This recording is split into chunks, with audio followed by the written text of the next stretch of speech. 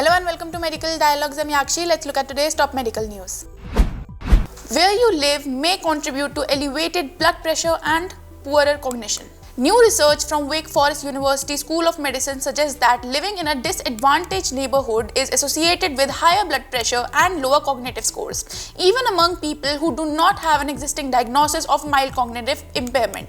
The study appears online in Alzheimer's and Dementia Diagnosis, Assessment and Disease Monitoring, a journal of the Alzheimer's Association. To assess neighborhood disadvantage, the research team used the highly recognized National Area Deprivation Index, which measures housing quality, education, and income. For the study, researchers analyzed data from 537 adults over the age of 55 from the Alzheimer's Disease Research Center Healthy Brain Study at Wake Forest University School of Medicine from 2016 to 2021. Potential treatment for chronic disease and cancer, understanding chronic inflammation. A recent published study led by Wayne State University on a new approach to understanding chronic inflammation could lead to new advancements in the treatment of many debilitating medical conditions, including cancer. The study Distinct Etiology of Chronic Inflammation, Implications on Degenerative Diseases and Cancer Therapy was published in Frontiers in Immunology by Krishna Rao Madhyapati, PhD, Professor of Pathology in the School of Medicine and Director of the Lipidomics Core Facility. Madhyapati's research suggests that chronic inflammation is not merely a contribution of acute inflammation, which results from injury or disease, but that the two may have different origins within the body. This new hypothesis is called unallimation, said Madhyapati. How a gluten-free diet affects coeliac disease, MRI study reveals. Experts have used magnetic resonance imaging to better understand the impact of a gluten-free diet has on people with coeliac disease, which could be the first step towards finding new ways of treating the condition.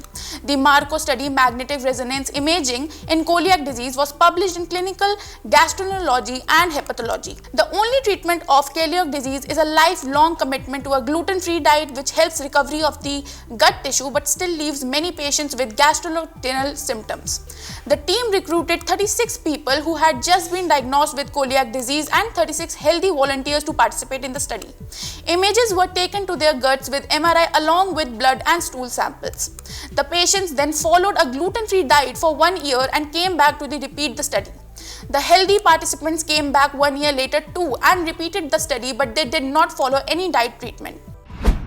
Hospital-acquired pressure ulcers associated with worse neurological outcomes, researchers. Research led by the Ohio State University Wexner Medical Center and College of Medicine along with scientists at the Charlotte University Berlin in Berlin, Germany provides first evidence that hospital-acquired pressure ulcers are a potent risk factor for poor neurological recovery among patients with acute spinal cord injury. Study findings are published online in the journal JAMA Network Open. This study included 1,282 individuals with spinal cord injury, of which 594 developed pressure ulcers during initial hospitalization at 20 locations across the country.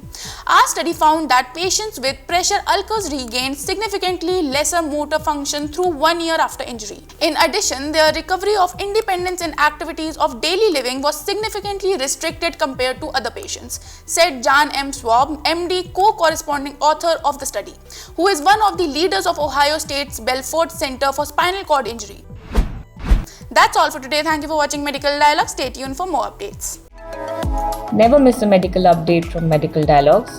Like, subscribe, and press the bell icon.